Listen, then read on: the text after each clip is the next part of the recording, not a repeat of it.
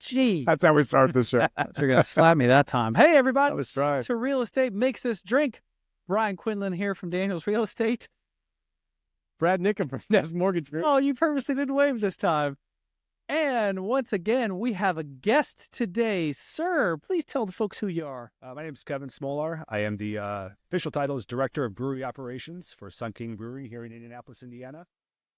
But I work at a brewery. Did you hear that? We got somebody else to talk about beer. And you know the best thing about my buddy here that's talking about beer? When he got here, he asked for a glass of Tequila. Love it. Yep. That conversation did say he does taste things for a living. So, you know, he's more than just beer, which is great. Yeah. Diverse individual. Oh, absolutely. Yes. Speaking of drinks, Brad, what do you got today, buddy? Well, as you know, I'm one of those pain in the ass people that can't have gluten. Talked about it for a long time. So I feel bad that I can't have a Sun King. So what I did in honor of the beer drinking is I grabbed one of my buddy's bottles, Arturo Lamas, the owner of Lost Lore Tequila. Well, And this has been rested in Revolution Brewing's barley wine barrels, the Straight Jacket barley wine barrels. okay. Very good beer, by the way. It makes a very good tequila. I will say this. The beer kind of comes through and it's got a great flavor. So, Arturo, thanks for doing this beer-rested tequila. So I have something to drink tonight because I miss my beer and I don't want to be sick. So, All right. Well, good for you. And I know, Kevin, you got a tequila, not the same as that one. Do you know what you're drinking? G4, the Blanco Maduro. Blanco Maduro, that's There right. you go. It is exceptional. I've had G4 once before. I remember it stands out as one of the best tequilas I've ever had. He asked me what I wanted to drink, and I said G4. He had to have, 4 bottles up there? Just like nothing. Yeah, So 4 or 5 bottles of G4. I am very glad he came to this today. Yeah, well, we're glad you're here. I am glad you're here. I've been talking about this interview for a couple of weeks now. Kevin brought me a slew of Sun King beers, which I'm thrilled about. And he even asked which I wanted, which I appreciate that as well. I will throw this out there. I'm not an IPA guy, which is why they're generally similar beers here. But we've got what I'm actually consuming today is the Sunlight Cream Ale, which is one of my favorites.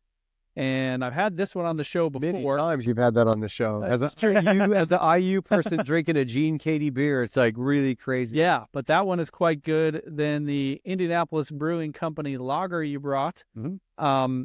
I'm fairly certain I've had that before, but not often enough to say I remember. But then this one showed up. Yeah. Can you describe what this is here? Absolutely. So we have it's called a barrel-aged beer program or a specialty beer program. Every month we release a new barrel-aged or sour beer. This is an example of a barrel-aged beer. So this is a beer that's set in bourbon barrels. The base beer is a Doppelbock, which is a German-style dark lager. One of my favorite styles of beer. It is a great malty, delicious kind of thing. Then we set it in bourbon barrels for about 18 months. And over that time, the beer picks up flavors of the barrel, the oak, the char, the vanillins, the caramels, butterscotch, whatever, and all that flavor gets infused inside the beer itself. And you're left with a very delicious bourbon barrel-aged beer. So one of my favorites, Afternoon Delight is the name of the beer. We've done this beer most years since about 2015, and it's won multiple awards and accolades, and it's quite delicious. Sweet. I will honestly say, not normally a dark beer guy, but I look forward to trying that. It's not bitter, so I think you're not into that part of being dark beers, but it is very sweet, very much a dessert beer. Sweet is good. It is around 10-11% alcohol, so just heads up. Okay, Yeah. good to know. Glad I didn't choose to open that one tonight. I can't wait to hear Brian's explanation of what he gets on the palate and its aroma and all the flavors. So, Kevin, the running joke on the show here is that I have taste pals, not taste buds, because my taste just is truly not that refined. That's awesome. I like so it's pretty. Yeah, it is what it is. His taste buds are kind of like the family that only comes over on Thanksgiving. Well, cheers to you, sir. Cheers, my Kevin, friend. Cheers. Thanks for being here. Cheers, Kevin. Cheers, Brett. Thanks for having me. All right. All right, Kevin. So you came to us through a mutual friend who we've had on the show, John from the Two Bearded Guys podcast. Yep. And he's like, oh, I know the guy from Sun King. I was like, I love Sun King. And so he graciously shared your contact information with me, and here we are. So I guess we'll start there. How do you know John? Yeah, I've known John now for, God, it's been 5, 6, 7 years. I don't know.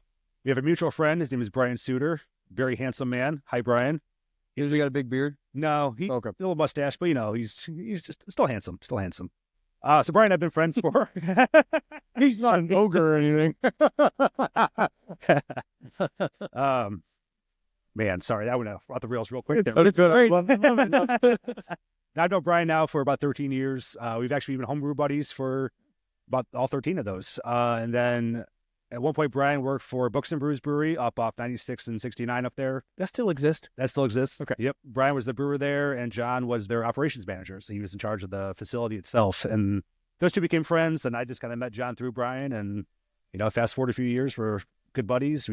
John kind of joined our homebrew groups. We brew beer in my garage about once a month, and Oh, cool. we have a good time together. So, and you've been on his show a few A times. few times, yeah. I just want to throw this out there, John. You did mention when you were on our show that you were going to talk to Brad and me about coming down and be on the show. We're ready. We are ready. It's a good time. Hey, It's fun. so you mentioned home brewing, Yeah. and you work for Sun King, Yep. but you still brew something of your own at your house. Yeah. Is it Sun King-esque, or do you just kind of jack around with things and see what happens? Jack around with things, see what happens. Okay. It's I used to be very serious about it, and nowadays I've made enough beer in my life where I know it's going to turn out pretty okay. So it's fun to experiment, try new things. I also get a lot of free samples from vendors at work for pops and grains. So I use up whatever free stuff I can. And if I can make 15 gallons of beer for the price of propane to burn it or to boil it, that's pretty great. So Free beers always. free beer is pretty incredible. It's my favorite kind of beer. So Yeah. you mentioned, brewing, you mentioned flavors and tastes and stuff. So clearly you have some sort of background prior to working at Sun King, maybe in science. Yes. So I actually have a bachelor's degree in biochemistry from IU as well. Oh, hey. You guy? Go, let's bust out one of them gene cakes. Yeah. Biochemistry undergrad. Then I moved to Indianapolis for a master's program in biology. Did that. Never really knew what I wanted to do. Believe it or not, working in brewery is not my goal as a child. To one day, Shocking. be a brewer, I guess. So, so kind of figured stuff out for a while. Did some odd jobs. Went back to school. Got another master's degree in forensic science. Oh, And at that time, I started working at Sun King part time, just in the tap room, filling growlers, bartending as a tour guide for a little bit. Loved it. done the tour. It was fun. It was a good time. And when I graduated, they had an opening in the lab as my background. So I'm like, hey, I could either, stick with forensics, a lot of blood and semen, or go into beer. And that was a much better fluid, in my opinion. That is a better fluid. Yeah. That's a great way to put it. You probably said that a few times. Once or twice. Yeah. It's a good one. It reminds me of the movie where they had McLovin in it. Yeah. Super bad. Super bad, where they said, we could catch the guy if there was any semen. Like if there was semen here, we'd get him, but there's not. You know what I'm talking about? I do. Yeah. Thought that was so funny. So It's true, though. Yeah. There's semen on everything. Seriously. It's gross. Well, that It's gross. Yeah. never thanks for tuning in to Semen Talk. semen talk. Get a blue light before you get to your hotel. There you go. All right. So in terms of Sun King beers, Yes. do you have a favorite? My go-to is our Osiris. That's our house pale ale. That's just the one I drink regularly. I do like that one. Nice, yeah. I've got a kegerator in my basement. That beer's on tap year-round pretty much. Love our Pachanga, Mexican lager for summertime. Seasonal, though, our Oktoberfest is my favorite beer, I think. I love Oktoberfest beers. I Is think it ours is... pumpkin-y? No, not at all. Okay. It's a very malty German lager. Okay. Yeah. Very, very good. And then, obviously, any of our specialty stuff that's barrel-aged or soured, always usually pretty good. Got some fun stuff coming out here soon. We're doing one up next that is a peach Bellini sour. So I like peach Bellinis. that's kind of fun. So, I'm a so a sour means you're using some of the mash from the prior mash. Is No. that correct? So with beer, sour beers are intentionally done. You actually add different microbes to it. Okay. So when you're making beer, or even doing tequila or anything else, your first step is making fermentation. Right. It's either mash with grains or agave or sugar or any sort of sugar source, really, to get yeast to consume the food to create alcohol.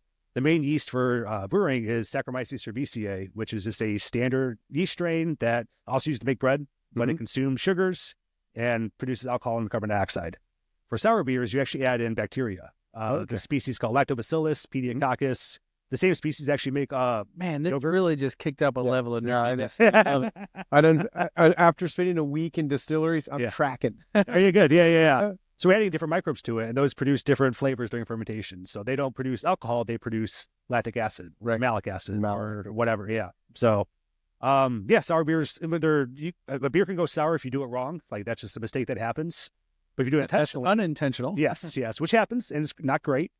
But if you do it intentionally, it's pretty amazing. You get some really cool flavors. The entirety of Belgium, their whole history is sour beers and how they've done stuff for hundreds of years. It's pretty amazing. Does it literally have a sour taste to it? Oh, yeah. Yeah, okay. Yep. So different than a sour mash bourbon, where that means it came from the past mash to bring that right. The sourness doesn't really carry over. Yeah, and it doesn't really carry through to the final product, though. Gotcha. So sour mash bourbon does not taste sour. Sour beers are actually sour. Their pH is usually the high 2s, low 3s. A lot of lactic acid, like I said, a little bit of acetic acid sometimes, but if they're done right, they're delicious. If they're done wrong, they're real bad. So there's a fine line there. Ours are good, though, I promise. So I guess, so you said you started with Sun King from bartending, touring, cleaning up, all that kind of stuff, right? Kind of give us your progression from that to currently director of operations. How long have you been doing this? I've been there now since 2012, so that was 13 years. So 13 years. Okay, so what's your 13-year progression? So current about 2 years I spent in the tap room, doing bartending, tour guide. I actually washed kegs at night during grad school, so it was just a way for me to get kind of into production, and did that for about a year and a half. Kegs are gross, by the way, so yeah, seriously, you get them back from places, and I know the restaurants not to go to in town. Fortunately, most of those did not survive COVID because for various reasons, but they died. They sure did. They sure did. But the amount of times I found like raw shrimp or just lettuce or pieces of food on top of kegs, like, man, that's gross. We do clean our kegs for that reason because we don't refill them if they're dirty like that. Then I had the opening in the lab. I took that, worked in there for about 8.5 years. We have a pretty amazing lab, and people don't always often associate breweries with science and lab work, but there's a lot of science in beer, and it's really pretty amazing. So the background on biochemistry, we not to nerd out some more, but it's all right. Micro-wise, we do everything from plating to yeast propagation. We do PCR in-house to identify yeast strains and cultures that we have going on. We have a Headspace GC mass spectrometer for flavor profiling. We do MEV testing, IBU, which is bitterness testing, colors, protein content, carbohydrates, all the nutritional analysis. It's a pretty full stock lab. Like, it's pretty impressive. Yes, sir. Do you have any propagated yeast that you've made on your own that would be natural or wild yeast from your area? So that's our sour beers and stuff. We have a whole sour program. We have a few strains that were actually banked, and they are proprietary to us. I can't say what they're called because actually I don't know. And they're really just numbers. It's not that exciting, but do you like an open fermentation, or is everything closed? We do. But to find these yeast strains, we literally took buckets of unfermented beer and left them out in our sour building. Sure. Just let them do their thing, and you stiff them. Some smell great, like, hey, that could be something good. Others smell like bile and vomit and delightful. Yeah, it's definitely a gamble, and we found a few that paid off, and we made some cool beers with them. Yeah, that's awesome. Yeah. When you think of, like, if an area has like fruit trees planted around where you're, fermenting, all of those things become part of that wild yeast that then can make the terroir of your beer, right? Like we talk about in wines and tequilas. That's pretty cool. That's exactly it. That's the entirety of Belgium. All their beers for hundreds of years. I mean, microbiology has not been around for 150 years. 1850s or so was when we discovered microbes and bacteria and yeast and stuff.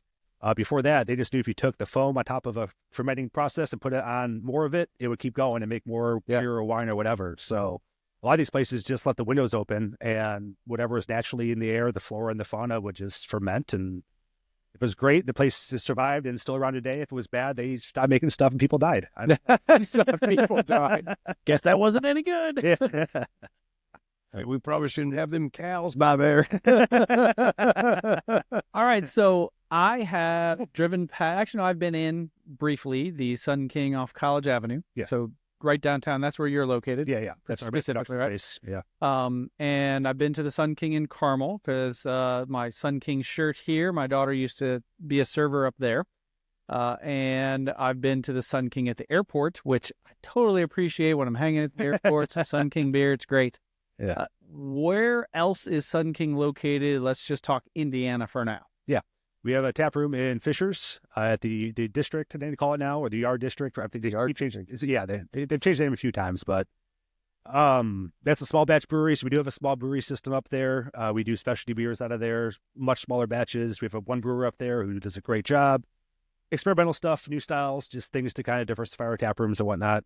That's a kitchen as well, right? It is, yeah. Well, kind of. It's the Fisher's Test Kitchen, so it's 3 different food pods, and they rotate. I think they have a 18-month lease, I want to say, but it's people that have a food truck, want to see how a brick and mortar spot would do. Let's try it out for a few minutes, for a few months and see if it works. Amazing facility. It's a cool spot, yeah. So So they are independent of you all. they are correct. So, Yeah. but you all don't serve or sell Nope. food. We do no food at any of our locations. Yeah, okay. Yeah. So any spots that have food, they're local restaurants that have I was gonna say I noticed outposts or whatever. when I've been to the one in Carmel when Alex worked there, it was always a separate, still in the building, but definitely a different business. They pay us rent, and that's it. So it's a nice little partnership. When you're tasting all of those different beers, Mhm. as I've learned in tasting lots of tequilas, it's good to have some form of food. Something to absorb. Substance is nice. Very true. All right, so Carmel, and you mentioned Fisher's. Airport, downtown, Is there anything south? nothing south. Well, very south, but not in Indiana. Kokomo is a spot, the small brewery in Okay. Kokomo. And then we have a taproom up in Mishawaka, so northeast-ish in Indiana. Is the Kokomo one in the hip hugger by any chance? No, it's not. No, it's not. Not that I know what that is, but Bullshit. Anyway, you did mention there was one coming soon. in Westfield. Late this year, early next year, still working on details. It's a brand new building. Partnered with the city of Westfield to kind of get it open. So it should be a nice little, very similar to our Carmel location. So Okay. tap room only, local food stalls. Should be a nice little outdoor area to drink at and hang out and whatever. Close to the Grand Park area? Yes. Yeah. Nice. Yeah. And you had told us off camera the Carmel one used to be a brewery, but they don't actually make it there. Distillery. That's what. Yes, Yeah. I apologize. Wait. Distillery. So what are they distilling there? We did tequila.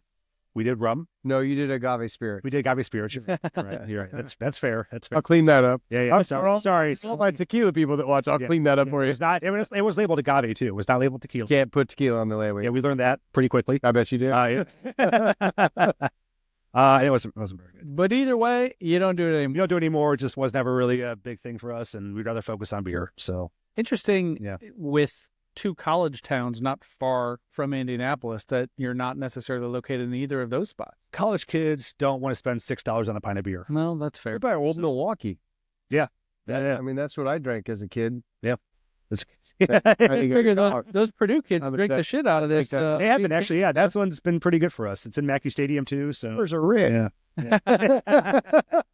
All right. So Yeah. now I have friends in multiple other states. And when I do bring up Sun King, some of them know what that is, but I'll say the majority of them do not. Sure. So where else is Sun King located outside of Indiana? currently we're in Illinois, mostly Chicago, but we are found statewide in different parts of it. I'm from that general area, so I've seen it up there. South of Chicago, Orland Park was Okay. my city. Throw it out to your homies. Sub Orland. I was born in Cal City Okay. there, so yeah, other side of it. But Yeah. To your homies. yeah, I guess. Feel the love. I grew up in Indiana though, so we were right on the state line. Anyway, Kentucky, a little bit in Kentucky, a little bit in Ohio, and then we have a big spot in Florida. So we do have a tap room down in Sarasota, Florida. There we go. My We parents are there today. Matt Braun, Sarasota. we went down to start distributing in Florida a few years ago. It's more just let's see what happens. When people hear the name Sun King, they don't often associate that with Indiana. They think Florida or California or I was outside today. There wasn't any. You'd call it Gray King. yeah. This year. Over Less of a ring. I don't want to drink that beer. Right? King. So yeah, we just took a shot at it. It's going pretty okay, and Florida's big on local. So to get us in local market, we had to have a brewery there. So you open a brewery, have a brewer there. We brew our own beer down there as well. Small batch stuff is. We still ship beer down there from up top from downtown Indy, but Matt, if you need a side gig, Yeah. maybe go talk to the Sun King guys. So, like all over Florida, though, like if you're in Jacksonville or St. Augustine, yeah, I think we're whole statewide. all the Awesome. or Yeah. So I've always wondered, because in my opinion, Sun King is a big thing. Why not nationwide or more states? What's the challenge there? A lot of it is just managing our size. Yeah. We are limited on how much we could really make just based on the size of our brewery. Beer's in a weird, alcohol in general is in a weird kind of turmoil right now. Just people are drinking less. which is a good thing. Not saying that's a bad. It's only because it was dry January. The tequila world's healthy, though. We're all drinking lots of tequila. Very good, good. But yeah, it's very uncertain how that's going to play out. So distribution laws are tough. Every state's got different laws on how you distribute, how much it costs to distribute, who you have to go through for that. It's just a pain. So it's one of those things where we've been in a few other states here and there, but we kind of wanted to stay. Initially, just wanted to stay in Indiana, and then found a way to kind of expand a little bit outside of Indiana, and we're kind of content with that right now. Okay. So, Can you explain a little bit? Because I know our normal viewer's not going to understand how alcohol's sold in states. So could you explain the 3-tier system? So in Indiana, we have what's called 3-tier system. Is basically we have to sell our beer to a distributor, and then the distributor can sell it to liquor stores, restaurants, and whatever else. There is a cap in Indiana where we're allowed to, if we produce less than, I think it's 20,000 barrels a year, or maybe it's 30,000, you're allowed to sell to whoever. But then you need your whole team of logistics people and salespeople, and it's just a lot. So at one point, we were actually the largest self-distributing brewery in the country. This was 2014, 2015 maybe or so, before we signed on with our current distributor. The reason for that is just the way the game is played now. You need that foot traffic. And we had a great group of people that could do Marion County, downtown Indianapolis. Our distributor did all the donut counties. But once you got into Marion County, our distributor was now fighting with our own team for their tap spots. But then outside of the city, they were fighting for some. It was just a weird dynamic. So made the decision, I think it's probably around 2015 or so, to go with full-on distribution. But we have to sell distributor. In Indiana, we're at least allowed to sell our beer through our tap rooms. So we do not. Some states... So you don't have to pay the distributor even though you're selling it in the tap room That's the yourself? Indiana thing. Every state's like that. So some states we have to actually sell our beer to our distributor, then buy it back from them to sell in our tap rooms. Sell tequila. Yeah. It's crazy. Yeah, it's ridiculous. So... And then are you allowed to do on-premise with one distributor and an off-premise with another distributor, or is your distributor do both? It's more so your distribution agreement. Whoever your distributor is, it's what kind of contract you sign with them. So most are not very cool with you working with other people. They want you all for themselves, which is it's business. It's fair. For people who don't know, off-premise is liquor stores, on-premise is a restaurant or a bar, somebody that's selling to the end user. Thank you. Yeah, you're welcome. No, it's good. Yeah. So yeah, we use Monarch as our local distributor in Indiana. They're one of the bigger ones. Yeah, they are. Right down the road. Which pretty much. Yeah, they are actually. Yeah, they just moved. We have 3 distributors in Indiana, the whole state. In Florida, we have 7. And it's just the way the distribution works down there. It's just a very different ballpark than Indiana is. So it's different set of laws, different set of who can sell what, who can sell to who, and I don't keep up with it because I'm not a lawyer and I don't care. So That's not your area. So let's say somebody's in Iowa Yeah. and they've been staring at a gray sky all winter long and they want a Sun King. Do you have a place where someone can order online and get it? Like, No, because in Indiana, you cannot ship alcohol. so is there any place in Florida? Florida? Within- Ooh, I don't within- know. I don't. It's a good question. I don't know. Cool. I don't know. Okay, because Florida's an easy ship state to 40 something. Is it? Okay. There you go. Yeah. Some states don't even allow you to even receive alcohol. So you... Correct. Yeah, you Hence. you have to put in the box that it just says agave juice. Oh, I'm sorry. That's Yeah. We say The way we do it. Like, yeast juice. we say live yeast samples, so we put on boxes. There you go. Yeah. I get Nice. lots that say agave juice. Nice. it might be time for a shot break. He's almost done with the G4 Moderna, Okay. There you go. and that tequila right there is He's done with the G4. amazing. Well, I bet he wants another tequila. I know you are a little Juba. tequila adverse. It's correct. All right, we're going to take a shot break. We will be right back with whatever that's going to be. Cool. I'm Brian, your Indianapolis realtor. If you are looking to buy or sell a house in the Indy area, I'm your guy. If you're coming from out of state, want to make a move to the Indy area, I'm your guy. Check out the show notes for a link. We can get in touch and get you started. Thanks for watching. Now back to the show. Ooh. All right, so Kevin has chosen Cascahuín, right? Pascalween, yeah. Chava Rosales, master distiller, coming out Reposado. of now Mexico. And here, you can read this because you speak Spanish better than me. No, I read Spanish. I don't speak it. What would you say that word is? Siete veces diez? Siete veces diez. 7 something 10. It's an anniversary of a certain thing at Cascawin. This is a very hard to find reposado. This was given to me by my buddy Johnny at the Yeah, Brewery. nice. Yeah, so thank you, Johnny. We don't talk about that place. Anyway, there we go. Cheers to you, sir. And being good tequila, you don't have to shoot it. So feel free to sip on that. Good tequila, you should never shoot. What do you get on the nose of that? It is. Health. There's a little bit of fruit, but it is very Muted, yeah. it's not like a normal tequila. It's missing that citrusy, even that kind of salty character you get from brine? Yeah, that brininess is not there. Guys are killing me. It's very floral. It does have a very floral bouquet to it. Actually, since you kind of ripped me off, I put it in the shot glass. Actually, you chose the glass. Oh, the orange peel or orange zest. Yeah. Like I said, I said this off, but it reminds me of almost drinking like a rum. It's kind of got this cane-esque finish to it. It's almost got this kind of gritty palate. You know what? Rum is one of my favorites. So I like yeah, rum a lot, too. you nailed that right there. Okay. That's a good tequila. It's a very good tequila. Yeah, I've never had a tequila like that. That's pretty incredible. Thank you for sharing. You need to come over to Brad's more often. That finish gets you on both sides of the back of the tongue. It's like really balanced, the acidity. It's a little oily too. It feels It's a lot of viscosity. Yeah. Mm-hmm. Yeah. That's from the agave.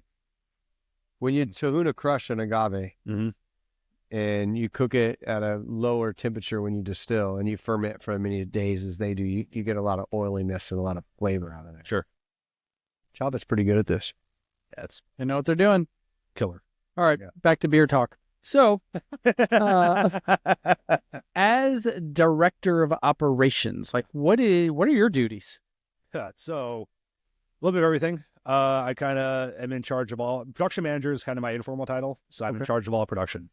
Do everything with. So we have our head brewer, our brewmaster, I guess, is our owner of the company. Brewmaster is it's a very. Sweet. Can we throw him a shout out? Who's the Dave Colt is his name. Hi, Dave. Hey, Dave. He's owner, founder of Sun King, one of the owners and founders. He is our brewmaster. He's been brewing for decades. I don't want to embarrass him, but for a while. Yeah.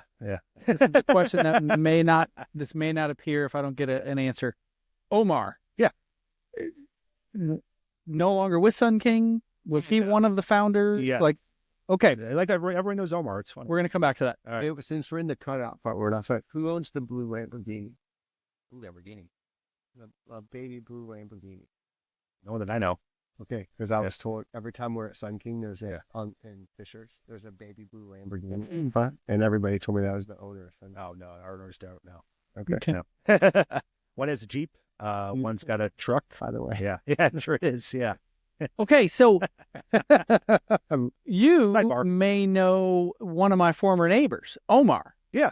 Who, and I'll be honest, I don't know that I ever met Omar, Mhm. but his next door neighbor is a friend of mine. Sure. And so we'd go to his house for parties and there'd always be Sun King beer. And he's like, oh yeah, my neighbor's, founder or whatever of Sun King. How is Omar connected? Omar Robinson, his son Clay Robinson is our other co-founder with Dave. Okay. Dave and Clay, they met each other. Dave was the head brewer at the Ram downtown Indianapolis. You remember that brew pub? Yeah. Clay was his assistant for a little bit. Then Clay was the brewer at Rock Bottom, and they kind of went back and forth on, hey, what would you do? Bottom no longer there? No, there's the Ram, yeah. What would you do if you were brewery? Came up with Sun King opened July 1st of 2009. Omar is Clay's dad, and Omar's very much a businessman. Has opened and started a lot of businesses, Okay. a lot of things, a lot of stuff with food. So he was just kind of more of a silent owner, businessman, and helped them kind of get going with stuff. He's no longer my neighbor. They moved. But Yeah, they're in Phoenix. did you sell his house? no. I know. Well, like I said, I didn't know Omar. Omar, next real. Omar's still around a little bit. I see him every now and then. He calls me regularly about stuff. Nice. So yeah, he does a few other companies that are beer adjacent. So we work with them for like can printing. He works with a company that does digital can designs. So we buy cans from them that they print the logos on and stuff. And we do a lot of one of our next big things is our THC seltzers. I don't know if you've seen that from us or not, but we do Delta 9 THC seltzers. It is legal. And Omar works with us a lot on that. He's his own company that we contract package for and stuff. Nice. So yeah. Okay. Hot beverages. Yeah. Hey, dude. Hemp beverage. Hey, So it's funny. roll me that can. My wife's side occupation is working at Total Wine down in Greenwood. Nice. And so it's a big thing that now they're selling the THC beers. Mhm. And my wife has worked her way up enough in the company where we get a certain number of free beers per month. And she doesn't drink beer, so that's my perk. And it was a big deal the last time I went in there. Like, did you get the THC beers? I'm like, no. Why not? Why? I have no interest in that. Yeah, but you may become really artistic. Maybe I might. It's a really good point. Start writing poetry. I can't wait to paint write it. into a podcast like, hey, dude, I wrote a song about nature It'll be great. and math. Oh, yeah, yes. This is it. You're hitting on all cylinders here. Okay, so with Sun King, Yeah. is there a goal to produce a certain number of new beers on a yearly basis? No, not really a goal. We have we start our yearly planning meetings in June. So this June we'll start planning for 2026 what we're going to make. We have our house beers they make year round. Obviously Sunlight, William Osiris, Pachanga, this IBC, the Brewing Company Lager, GFJ, our IPA. And then we kind of rotate out the seasonal beers. So we have our seasonal variety packs. We have seasonal 16-ounce line, monthly seasonal. The Gene Katie's a seasonal. Gene Katie is a very special one-off thing that Oh. was Will it be back next year? as long as Mr. Katie's cool with it. This was his idea, actually. Oh, no. Oh, no kidding. Yeah, he That makes it cooler. reached out to a mutual friend of Sun King and said, hey, I'm 80-some years old or whatever he is. 80, I think he's 88. It's like, I want my own beer. Like, all right. Curious. Did he like yell at you at any point in time? No. Because that'd be my You favorite. know what? As adversarial as Gene Katie was as a basketball coach, I believe he's a really good dude from stories I see and hear about him. The story I got from him, cause, he mentioned out IU and whatever. So he said he looked up to Bobby Knight, and then the first time they played each other after the game, they were in the handshake line, and he went to shake Bobby Knight's hand, and Bobby Knight looked him in the eyes and said, fuck you. Oh, And Katie's response was, oh, fuck you too, buddy. And after that, we were best friends to the day he died. They talked on the phone once a week, every week until he passed away. Bobby Knight. I heard they were very good. They were very close. Very- So, yeah, big teddy bear. Let's put it that way. that's Gene would have threw a chair back at him. so he comes to you all and says, I'd like a beer. Yeah. He And how does that evolve into this thing? said his favorite beer was Coors Light. So we're like, all right. Yeah, that's what I'm talking about. Yeah, it comes to a craft brewery, says, hey, I want a beer. My favorite beer is Coors Light. It's like, all right, we'll work with that. So this is a light American lager.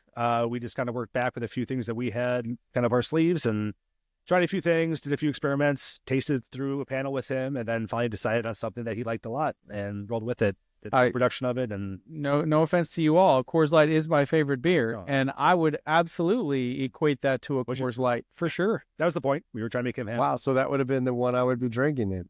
There you go. Yeah. Beer flavored water. I did like your Mexican beer, though. The Pachanga? Yeah, I like that. Yeah. It is tasty, and as much as I love the Sunlight Cream Ale, Yeah. no offense, I don't like the orange vanilla. That's fine. Yeah, and it's not for everybody. I definitely understand. About your profile. And I like Your orange taste flavored buds. stuff, so it's interesting that I didn't Yeah. really care for that. But Yeah. I mean, if everyone liked the same beer, we'd all be drinking Budweiser. So it's kind of nice. I would not be drinking Budweiser. You I wouldn't? do not care for Budweiser. Budweiser or Bud Light, bad. Yeah.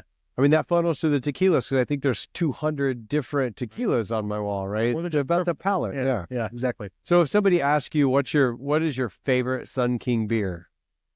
Do you have like And maybe it's one that doesn't even exist anymore. do you have an available answer? Because when people ask me what's my favorite tequila, it's whatever one I have in my hand today. Sure. There's too many to say. Yeah, so my go-to is Osiris, our pale ale. I just drink. That's my when Your it down. daily drink. When it down, we have an Osiris. I don't think on that though. We've had a lot of good beers over the years. So we have one on tap right now. Actually, just want a quick shameless plug. Is actually my recipe. It's called Cargo Schwartz. It Okay. is a Schwartz beer, German style dark lager. Go Schwartz. Actually, me and John and Brian, there's a homebrew of ours for many years, and I had the opportunity to. It's somewhere on the can, may the Schwartz be with you. No, that's taken. That's yeah. Is there Bugger. too big a cargo shorts on them again? That's it. It's not in can. It's just on draft, but the photo is just a guy in cargo shorts with the beers hanging out of the pockets. It's pretty great. That's outstanding. Yeah, but German style Schwartz beer. It's a dark German lager. I love it. It's one of my favorites. So very, very proud of that one. We do a beer in the fall called Caramel Apple Triple, which is a Belgian triple finished in rum barrels, and then we add to it apples that are flambéed with cinnamon, brown sugar, and more rum. And it's like this caramel apple. Wow, 13% alcohol, big beer. It's delicious. Wow. great around a campfire kind of thing. I'm a big fan. Okay, I'll hit you with a deep question. Oh yeah. So all of this time you've been in the beer business, you've learned so much, and you've had all these amazing beers. So if you could pick a beer and then a person to drink it with, which beer would you pick?